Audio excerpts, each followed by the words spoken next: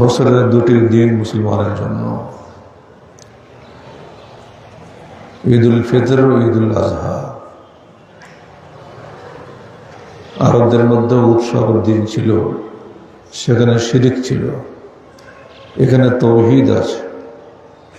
মৌলিক পার্থক্য এখানে। এই আয়াতের শেষে আল্লাহ বলে দিচ্ছেন, লিতুকাব্বিরুল্লাহ আলা মা হাদাকুম, তোমাদেরকে যে আল্লাহ হিদায়াত দান করেছেন এই জন্য তোমরা আল্লাহর বড়ত্ব ঘোষণা করবে। আর এই জন্যই মুসলমানরা ঈদের ময়দানে এসে তাকবীর দেয়। তাকবীরের আওয়াজ ধ্বনিত প্রতিধ্বনিত হয়ে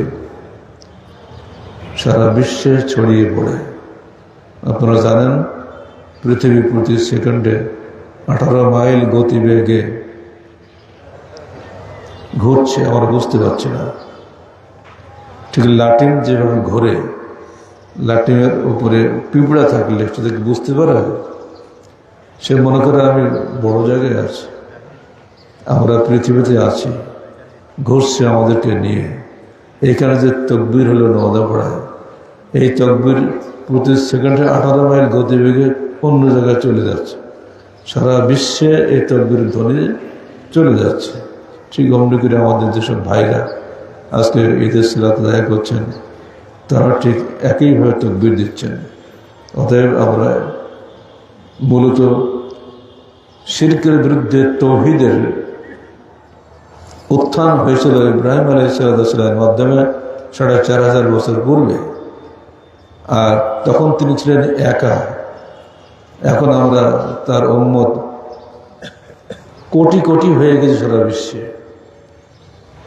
সেই সময় পূর্ণ বিরোধী পরিবেশে সমস্ত শক্তি একীভূত করে স্রেফ আল্লাহর উপরে তাওয়াক্কুল করে তিনি মূর্তি পূজার বিরুদ্ধে, তারকা পূজার বিরুদ্ধে সংগ্রাম করেছিলেন। সেগুলি আমাদেরকে স্মরণ করিয়ে দেওয়া হয়েছে কোরআনের মাধ্যমে। আল্লাহ বলছেন, তোমরা সালাত আদায় করো, কোরবানি করো, যাই করো, মূল বিষয়টি হচ্ছে তাকওয়া। আল্লাহ ভীরুতা মূল, আল্লাহ ভীরুতা বাকি সবই লোক দেখানো।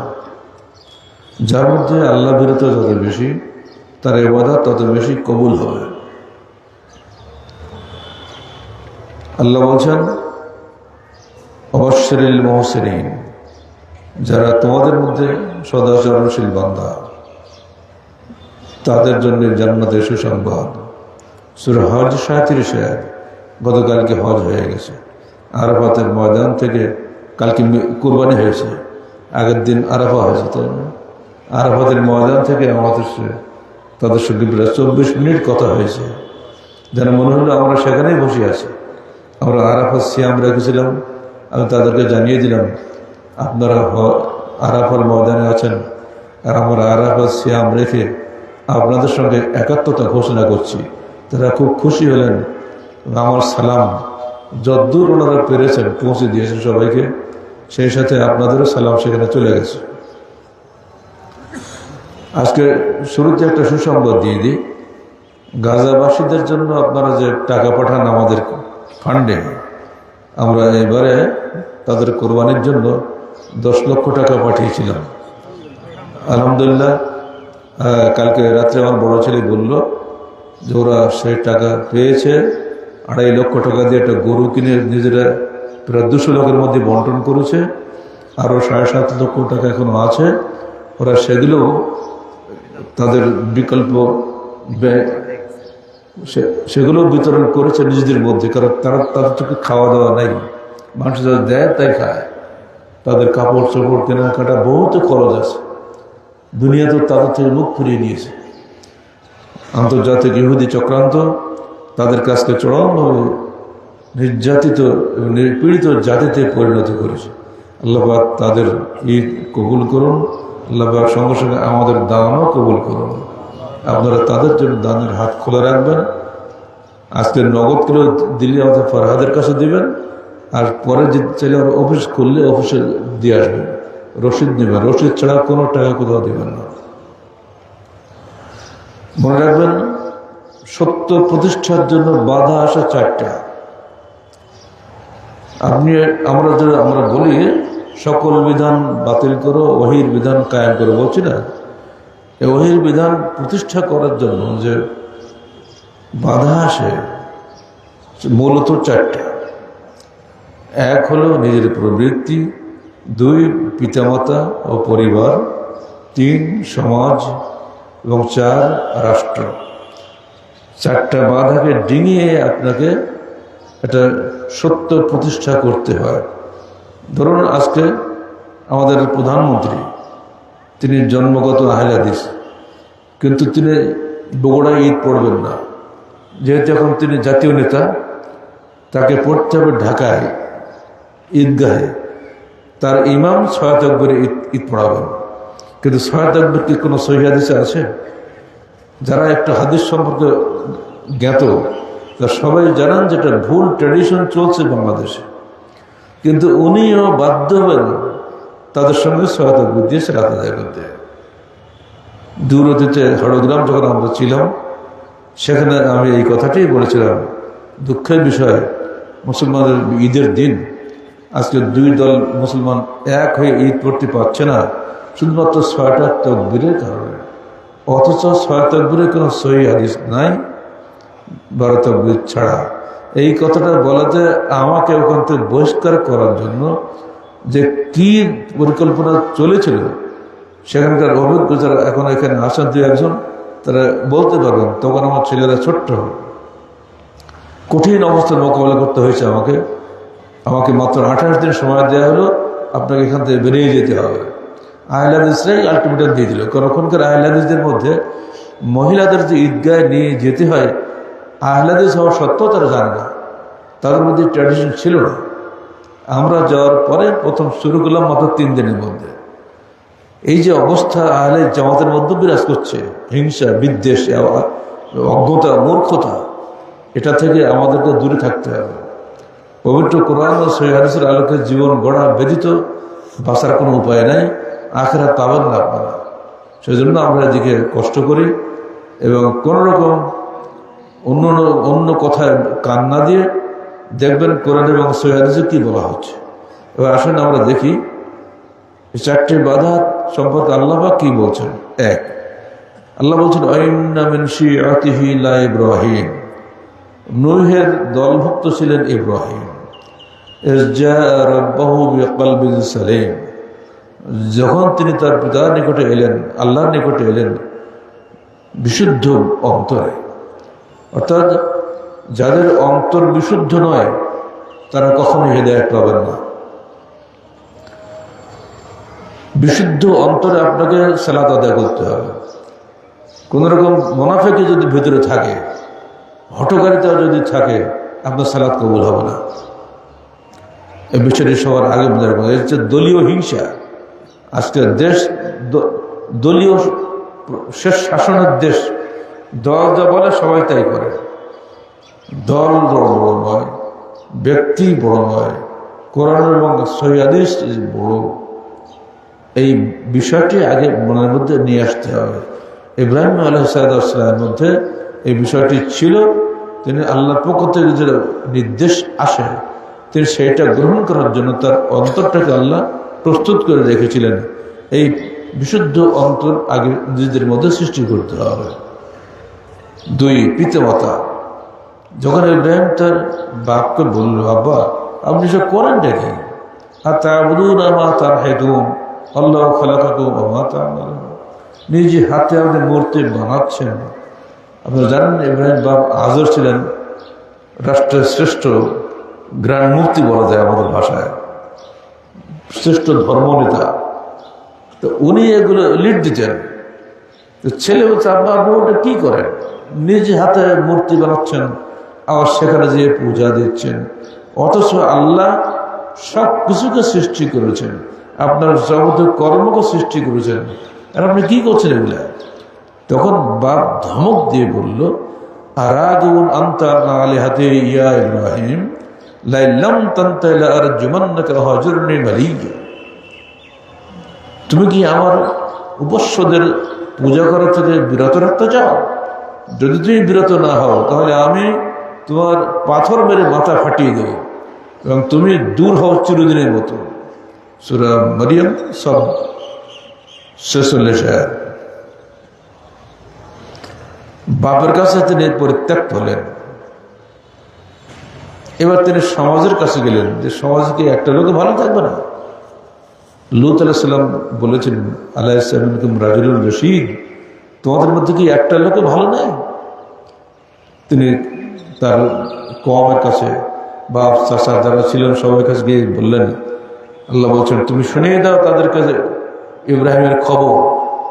ইস ক্বালা লিআবিহি ওয়া কওমিহি মা তা'বুদুন ক্বালু না'বুদু আসনামান ফানাযাল্লু লাহা আকিফিন ক্বালা হাল ইয়াসমাউনাকুম ইয তাদউন আও ইয়ানফাউনাকুম আও ইয়াদুররুন। যখন ইব্রাহিম তার বাপ এবং তার কওমকে বলল আপনারা এটা কেন করছেন, তখন তারা জবাব দিল না'বুদু আসনামান ফানাযাল্লু লাহা আকিফিন, আমরা চিরদিন মূর্তি পূজা করে আসছি, আজকে নতুন ভাবে নয়। তখন ইব্রাহিম বললেন হাল ইয়াসমাউনাকুম ইয তাদউন আও ইয়ানফাউনাকুম আও ইয়াদুররুন, হে আমার কওম আপনারা যখন মূর্তিকে ডাকছেন ওরা কি শুনতে পাচ্ছে? আপনারা যে মূর্তির গায়ে হাত বুলাচ্ছেন আদর যত্ন করছেন ওরা কি দেখতে পাচ্ছে? ক্বালু বাল ওয়াজাদনা আবাআনা কাযালিকা ইয়াফআলুন, তারা বলল বাবা আমাদের কিছু করার নেই, বাপ দাদা 14 পুরুষ করে আসছে তাই আমরা করি, আমরা তাই বলি না? একই কথা কিন্তু মিলে যাচ্ছে আমাদের সঙ্গে। সূরা শুআরা 69 থেকে 74 আয়াত পড়লে পাবেন। এবার আসলে রাষ্ট্র, যখন ইব্রাহিম কারো কথা শুনলেন না তখন কম নেতারা বলল আসলে সম্রাট নমরুদের কাছে এই বিষয়টা তুলে ধরা দরকার, দেখি তিনি কি ফয়সালা দেন। সম্রাট নমরুদ 400 বছর ধরে রাজত্ব করছেন, তিনি নিজেকে মনে করতেন আমার চেয়ে আর কোনো উপাস্য কেউ নাই। আল্লাহর ভাষায় বলি আলাম তারা ইলাল্লাযিনা হাজ্জা ইব্রাহিম ফি রাব্বিহি আন আতাহুল মুলক, তোমাকে দেখো ওই লোকটির ব্যাপারে যে ব্যক্তি ইব্রাহিমের সঙ্গে ঝগড়া করেছিল এই কারণে যে তাকে আল্লাহ পাক রাজত্ব দান করেছিলেন, রাষ্ট্রের নেতৃত্বের অহংকারে স্ফীত হয়ে সেদিন ইব্রাহিমকে বলেছিল মা লাকুম মিন ইলাহিন গায়রি, আমি ছাড়া তোমাদের কোনো উপাস্য নাই। তো ইব্রাহিম বলছিলেন ঠিক আছে আপনি কি জীবন দিতে পারেন, মৃত্যু দিতে পারেন, তাহলে আমিও পারি। মৃত্যুদণ্ডের আসামিকে মুক্তি দিলাম, বাস মরাটা জিন্দা হয়ে গেল। জীবন্ত নিরপরাধ ব্যক্তিকে ধরে কারাগারে দিলাম, ফাঁসিতে ঝুলালাম, তো বলল এটা আমি পারি। তখন ইব্রাহিম বললেন আপনি কি সূর্যকে পশ্চিম থেকে উঠাতে পারবেন, পূর্বে ডুবাতে পারবেন?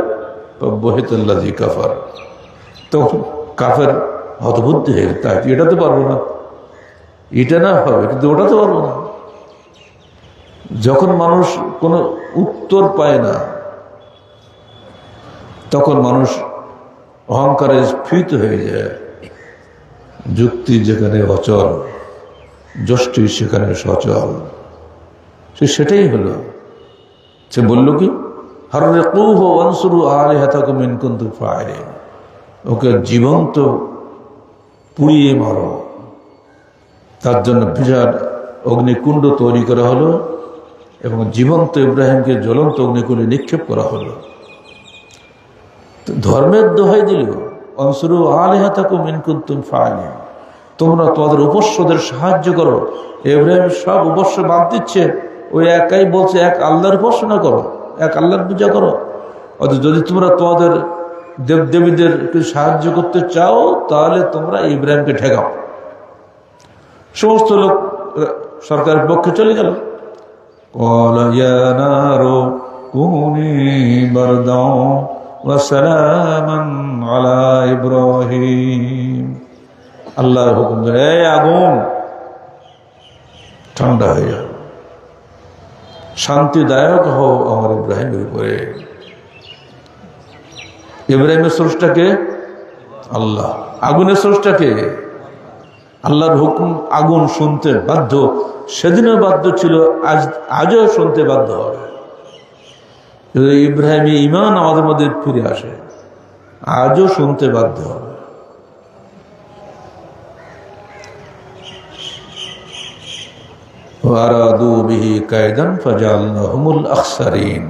আল্লাহ বলছেন ওরা ভেবেছিল পরিকল্পনা করে ইব্রাহিমকে ধ্বংস করে দেবে, অথচ তারা নিজেরাই ক্ষতিগ্রস্তদের অন্তর্ভুক্ত হয়ে গেল। এবারে ইব্রাহিম এটা এলাকা ছাড়লেন যে না, এখানে আর থাকা যাবে না। সবাই যেখানে বিরোধী সেখানে তো বসবাস করা যায় না। উনি বললেন ইন্নী যাহিবুন ইলা রাব্বি সাইহাদিন, আমি যাচ্ছি আমার প্রতিপালকের দিকে, নিশ্চয় তিনি আমাকে রাস্তা দেখাবেন। দিশাহীন যাত্রাপথে ইব্রাহিম চললেন তার স্ত্রী সারাকে নিয়ে। এখানে বাবের জীবনে 7টি পরীক্ষা হলো, আর কেনানের জীবনে 5টি পরীক্ষা, মোট 12টি বড় বড় পরীক্ষা হয়েছে।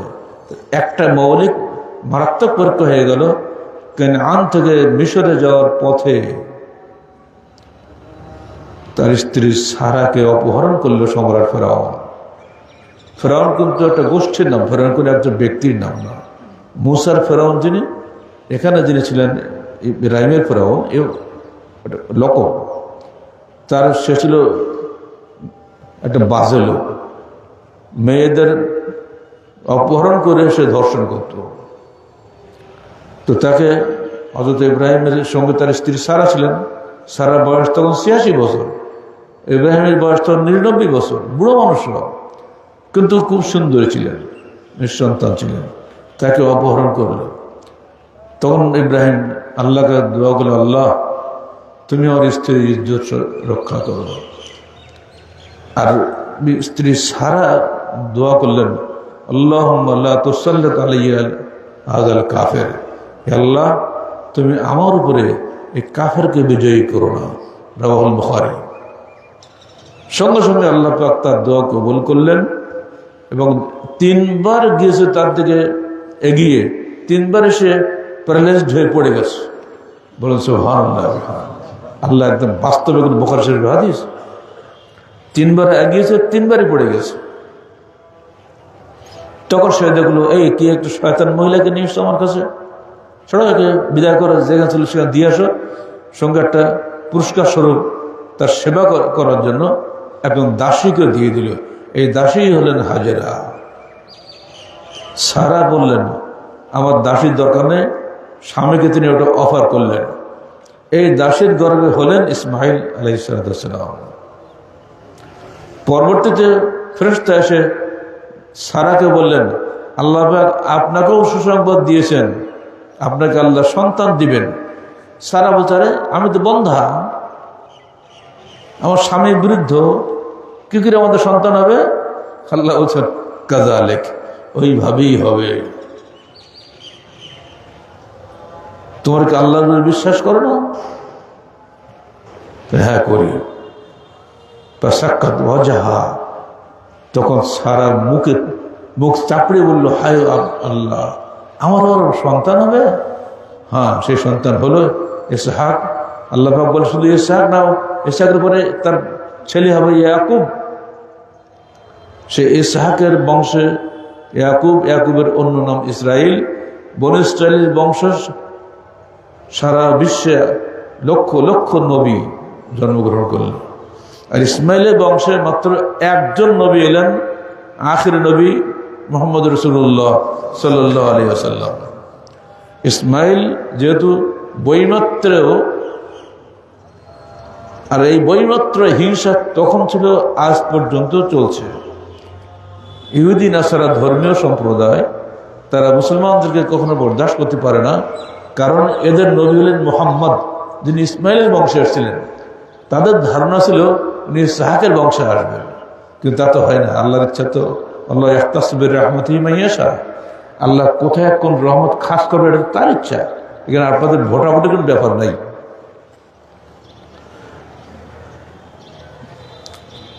এবারে রাস্তাতে চলছেন, ইতিমধ্যে আল্লাহ পাক ওহী নাযিল করলেন, দেখো অবশ্যরনাহু বিগুলামিন হালিম, ইব্রাহিম আমি তোমাকে একটি বর্ধমান তাকে বাংলা কি বলে ধৈর্যশীল ছেলের সুসংবাদ দিলাম। ফালাম্মা বালাগা মা'হু সাইয়া ক্বালা ইয়া বুনাইয়া ইন্নী আরা ফিল মানামি আন্নী আসবাহুকা ফানজুর মাযা তারা। 12-13 বছর বয়স হলো, দৌড়ঝাঁপ করতে পারে। তখন ছেলেকে নিয়ে তিনি যাচ্ছেন, হঠাৎ করে ছেলেকে বললেন, বাবা আমি এই স্বপ্ন দেখেছি। একবার, দুবার, তিনবার, অর্থাৎ 3 দিন একই স্বপ্ন দেখলেন। তখন ছেলে বুঝলো এটা আসলে আল্লাহর হুকুম। তিনি বললেন, ফানজুর মাযা তারা আবা তাফআল মাযা তারা, এই আব্বা আপনি আপনাকে যা হুকুম দেওয়া হয়েছে আপনি সেটা করুন, কোরবানি করুন। এই যে কোরবানি করা, ছেলের বাপের একমাত্র সন্তান শেষ বয়সের নিজ হাতে কোরবানি করার মতন এর কি চিন্তা করা যায় না? এই কখনো চিন্তাই করা যায় না। অথচ ইব্রাহিম আল্লাহকে খুশি করার জন্য, সেইটা করার জন্য প্রস্তুত হয়ে গেলেন। যখন তিনি কোরবানি দিতে উদ্যত হয়েছেন, ফালাম্মা আসলামা ওয়া তাল্লাহু লিল জাবিন, বাপ বেটা উভয় আত্মসমর্পণ করেছেন এবং ছেলেকে উপর করে ফেলেছেন, বাবা শরীর চালাবেন। ঠিক সেই সময় বানাদাইনাহু ইয়া ইব্রাহিম, প্রশান্ত ডাক আসলো, গায়েবী আওয়াজ, ইব্রাহিম থামো। কাযালিকা নাফআল ইন্না কাযালিকা নাজজিল মুহসিনিন, আর নেই, থামো। এটা ইন্না হাযা বালাগুল মুবিন, এটা একটা স্পষ্ট পরীক্ষা। আর আমরা এমনি করে তাদেরকে উত্তম পুরস্কার দিয়ে থাকি। আর তোমার প্রশংসা শেষ জমানা পর্যন্ত থাকবে। সেদিন যে কথা বলা হয়েছিল আজকেও ঠিক ইব্রাহিমের প্রশংসা চলছে। আমরা যেমন এখানে বলছি, বিভিন্ন জায়গায় খুতবা যেখানে যেখানে হচ্ছে, ইনশাআল্লাহ সেখানেও এগুলো উচ্চারিত হবে, ইব্রাহিমের নাম উচ্চারিত হচ্ছে। আমরা যারা সালাত আদায় করি, শেষ বৈঠকে বসি আল্লাহুম্মা সাল্লি আলা মুহাম্মাদিন ওয়া আলি মুহাম্মাদিন কামা সাল্লাল্লাহু আলা ইব্রাহিম বলি না? ওখানে আমাদের রসুল এবং ইব্রাহিমকে একসঙ্গে বলি। কারণ কি? ইব্রাহিম এসেছিলেন বলি তারই বংশে আমাদের রসুল, অর্থাৎ আমাদের রসুল এবারে যখন দরুদ বলি, ইব্রাহিমের উপর আমরা দরুদ পাঠ করি। এবারে হুকুম হয়ে গেল কোরবানি করো। কি করবে? আর মিখনাব বিন সুলাইম ক্বালা কুন্না ওকুফান মা নবী সাল্লাল্লাহু আলাইহি ওয়াসাল্লাম ফাকালা ইয়া আইয়ুহান নাস ইন্না আলা কুল্লি আহলি বাইতিন ফি কুল্লি আমিন উযহিয়া। বিদায় হজে আমি রাসূলুল্লাহ সাল্লাল্লাহু আলাইহি ওয়াসাল্লামের কাছে দাঁড়িয়েছিলাম। তখন তিনি বললেন, হে জনগণ, তোমাদের প্রতিটি পরিবারের জন্য প্রতি বছরে একটি করিয়া কুরবানি। হুকুম হয়ে গেল। আর এইটাই আমরা করি, প্রতি পরিবারে একটা করে কোরবানি, এর বেশি আমাদের আর কিছু করার নেই। একটা কোরবানি। আর যখন গত জুমায় খদ্দা একটা হাদিসটা শুনিয়ে দিয়েছে আপনাদেরকে ইবনে আব্বাস থেকে, যখন সফরে থাকবেন ভাগে করবেন, 7 জনের একটা গরু, 10 জনের একটা উট, স্পষ্ট হাদিস আছে, এতে কোনো সমস্যা নেই। কিন্তু যখন বাড়িতে থাকবেন, ইন্না কুল্লি আহলি বাইতিন ফি কুল্লি আমিন উযহিয়াতুন, প্রত্যেক পরিবারের পক্ষ থেকে, পরিবার তো বাড়ি থাকে, পরিবার নিয়ে থেকে সফরে যায় না, প্রত্যেক পরিবারের উপরে একটা করিয়া করবেন। আপনি খাসি দেন, গরু দেন, উট দেন, যা দেন দেন গিয়ে।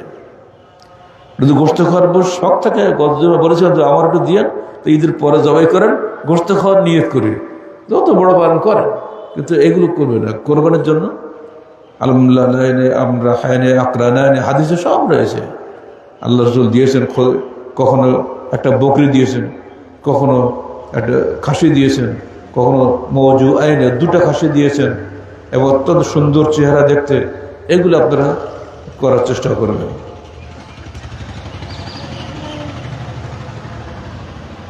আল্লাহ পাক বলছেন, ওয়াত্তাকু ইয়াওমান তুরজাউনা ফীহি ইলাল্লাহ সুম্মা তুওয়াফা কুল্লু নাফসিন বিমা কাসাবাত ওয়া হুম লা ইউজলামুন। সূরা বাকারা 281 আয়াত। তোমরা আল্লাহকে ভয় করো, তোমরা কিয়ামতকে ভয় করো, যেদিন তোমরা ফিরে আসবে আল্লাহর কাছে, অতঃপর তোমরা প্রত্যেকে পাবে প্রত্যেক আমলের ফলাফল যা তুমি করেছো দুনিয়াতে বিমা কাসাবা, প্রত্যেক আমলের ফলাফল তোমার সেদিন পাবে। সময় আমাল মিসকাল যাররাতিন খায়রান ইয়ারা, এক যাররা পরিমাণ যদি নেকির কাজ করে থাকেন ওটাও সেদিন পাবেন। সময় আমাল মিসকাল যাররাতিন শাররান ইয়ারা, এক যাররা পরিমাণ গুনাহের কাজ যদি করে থাকেন প্রকাশ্যে বা গোপনে, সেটাও সেদিন দেখা হবে। লা ইউজলামুন, সেদিন তারা কেউ অত্যাচারিত হবে না। সূরা বাকারা 281 আয়াত। এটা হলো কোরআনের সর্বশেষ আয়াত। এরপরে 7 দিন বা 21 দিন আর কোনো নাজিল হয়নি আয়াত, এটাই সর্বশেষ। অর্থাৎ কোরআনের সর্বশেষ বাণী জগৎবাসীর কাছে, ওয়াত্তাকু ইয়াওমা, তোমরা কিয়ামতের দিনকে ভয় করো, যেদিন তোমরা সবাই আল্লাহর কাছে ফিরে যাবে, অতঃপর তোমরা তোমাদের যাবতীয় ফলাফল পাবে। এক যাররা পরিমাণ নেকি করলে ইনশাআল্লাহ আমরা পেয়ে যাব, আর যাররা পরিমাণ অন্যায় করলে আমরা ফলাফল ভোগ করব। শুধুমাত্র আখিরাত ভিত্তিক জীবন গড়ার চেষ্টা করুন, দুনিয়া ভিত্তিক নয়। দুনিয়ায় আজ আছে কালকে নিয়ে, শুনলেন না সালমান ফার্সি আমাদের মুসল্লি ছিল না, আর সকালে তার ভাইটা মারা গেল। আমার জীবনটা চলে যেতে পারে যে কোনো সময়, আপনার জীবন যে কোনো সময় চলে যেতে পারে। তো আখিরাত ভিত্তিক জীবন গড়ার চেষ্টা করুন, দুনিয়া ক্ষণিকের জন্য। আজকের দিনে প্রতিদিন কত লোক মারা যাচ্ছে, ঠিক আছে। অতএব আমাদের কাছে সর্বশেষ বিদায় হজের ভাষণটা একটা হাদিস খেলে আপনারা শুনে রাখেন। বিদায় হজের ভাষণ দিয়েছেন আল্লাহ রসুল। এই ভাষণের পরে তিনি দুনিয়াতে মাত্র 80 দিন বা 81 দিন বেঁচে ছিলেন।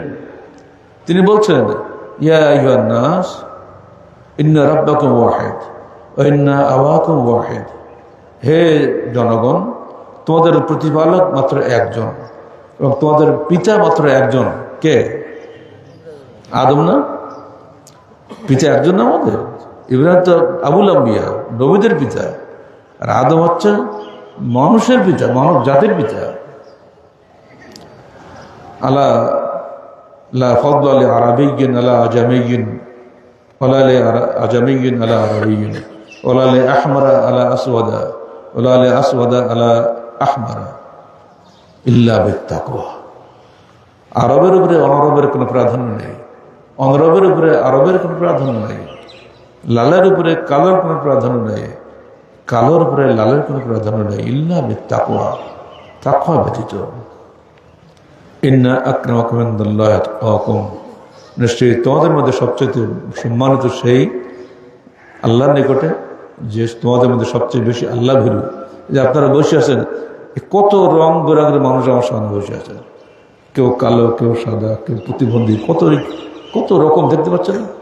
আপনি আপনারই সন্তান হয়েছে, 5টা সন্তান 5 রকম হতে দেখেন না, চেহারা একরকম মিলছে না, কণ্ঠস্বরে মিলছে না, কোনোটাতেই কারো কোনোই মিল নেই। অথচ অসংখ্য মিলের মধ্যে, গড় মিলের মধ্যে একটা মিল, সূক্ষ্ম মিল থাকে, যে বোঝা যায় ইনি অমুক লোকের সন্তান। দেখছেন খেলাটা কেন? আল্লাহ এমন শিল্পী, এই আর্কিটেক্ট পৃথিবীর কোথাও নেই। ফাতাবারাকাল্লাহু আহসানুল খালিকিন। এটি আল্লাহ পাক এখানে আমাদের স্মরণ করে দিচ্ছেন তার রসুলের মাধ্যমে। আল্লাহ হাল বাল্লাগ, তো বলো আমি কি তোমাদের কাছে পৌঁছে দিলাম? কালু বালা ইয়া রাসূলুল্লাহ, হ্যাঁ রাসূল আপনি পৌঁছে দিয়েছেন। ফালিবাল্লাগু শাহিদুল গায়ব, অতএব তোমরা যারা উপস্থিত আছো তারা অনুপস্থিতদেরকে পৌঁছে দাও। সেদিন তার সামনে কজন লোক ছিল? এক বর্ণনা এসছে 1,40,000, এক বর্ণনা এসছে 1,24,000। যাই হোক, 1 লক্ষ লোক তো তার বক্তব্য শুনতে পায়নি। বিনা মাইকে বক্তব্য কত লোক শুনতে পারে? সেই বক্তব্যটাই আজকে সারা পৃথিবীতেই হয়ে গেছে। উম্মতে মুহাম্মাদি একে অপরকে কথা প্রচার করে দেয়। আপনারাও এই কাজটা করবেন। যে 12 তাকবীর সালাত আদায় করা হলো, এটাই সহিহ হাদিস। একটা পরিবারের পক্ষ থেকে একটা কোরবানি, এটাই সহিহ হাদিস। ফাদানাহু বিযবহিন আযীম, আল্লাহ বলছেন আমরা তার ফিদিয়া দিলাম ইসমাইলের কোরবানির বিনিময়ে একটা মহান কোরবানি, কোনো ভাগা কোরবানি নেই। ঠিক গম্ভীর আল্লাহ রসুল নির্দেশ দিচ্ছেন, আলা আলিকুল্লাহ হালিবাতিন ফিকুল্লাহ আমিন উযহিয়াতুন, প্রত্যেক পরিবারের জন্য একটি করে কোরবানি, কোনো ভাগাভাগি আছে না। কিন্তু আমরা সফরের জিনিসটা ভেতরে এনে কেয়াস করে দিয়েছি জমহুরের নাম করে। জমহুর কারা? লোকগুলো কারা? কোনো খবর নেই। এমনি করে করে একটা জয়ী হাদিস দিয়ে আমরা শেষ করে দিচ্ছি আসল ফতোয়াটাকে। আপনারা ছোট বকরি দেন, তাও নবীর সুন্নত মনে করে দেন, এতে নাকি পাবেন। আল্লাহ বলছেন ওয়াতাসামু বিহাবলিল্লাহ জামিআন ওয়া লা তাফাররাকু, তোমরা আল্লাহর রজ্জুকে সমবেতভাবে ধারণ করো, তোমরা ভিন্ন ভিন্ন হয়ে না, বিভক্ত হয়ে না। বলো লা আত্তাবিউ আহওয়াআকুম ক্বাদ যালামতু ইযান আনা মিনাল মুহতাদিন, আমি তোমাদের ইচ্ছা অনিচ্ছার পূজা অনুসরণ করব না। ক্বাদ যালালতু ইযান, ত্যাগ করি মানুষের খায়সাত নফসানের পূজা যদি করি তাহলে ক্বাদ যালালতু ইযান, আমি পথভ্রষ্ট হয়ে যাব। ওয়া আনা মিনাল মুহতাদিন, আর আমি তো কোনো হেদায়েত প্রাপ্তদের অন্তর্ভুক্ত হতে পারব না। সূরা আনআম মাক্কি 56 আয়াত। মাক্কির জীবনে সব পরীক্ষা হয়ে গেছে। অর্থাৎ জনগণের কথা কোন দিকে ভোট বেশি এটা চিন্তা করবেন না, কোরআন এবং সহিহ হাদিসে কোনটা আছে সেটা চিন্তা করেন। ইনশাআল্লাহ আমরা দুনিয়া এবং আখিরাতে সফল হব। আল্লাহ পাক আমাদের সবাইকে দ্বীনে হকের উপরে দৃঢ় থাকার তৌফিক দান করুন। কি বলে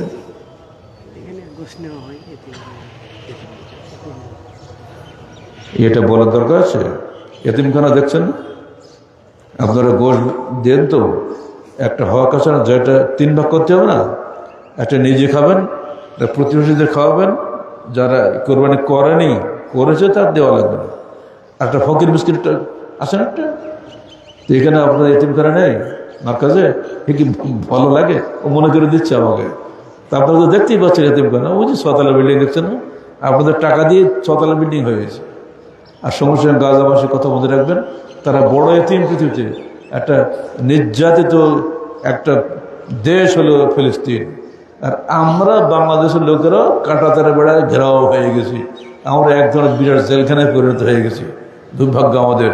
আধিপত্যবাদী শক্তি, সাম্রাজ্যবাদী শক্তি চারিদিকে আমাদেরকে ঘিরে রাখছে, ফারাক্কা বেঁধে আমাদেরকে পদ্মা শুকিয়ে দিয়েছে, গজলটা বেঁধে উত্তরবঙ্গ শুকিয়ে দিয়েছে। তবু আমাদেরকে এর মধ্যেই বেড়ে থাকতে হবে। আল্লাহ পাক আমাদের সবাইকে কবুল করুন এবং আমাদের কোরবানি কবুল করুন।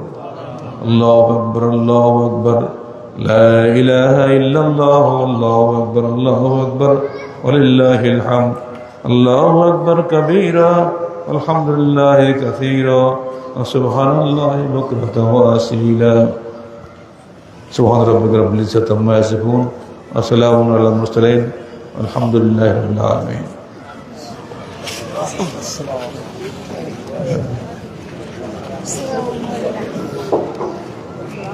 কে তুমি? আব্বাকে মোবাইল আসছিল কাজে, এটা বলে দেন কি আসছিল মোবাইল আফগানি টুবি। আসসালামু আলাইকুম। আব্বা কোথায় পড়লো? ঈদ আব্বা কোথায় পড়লো?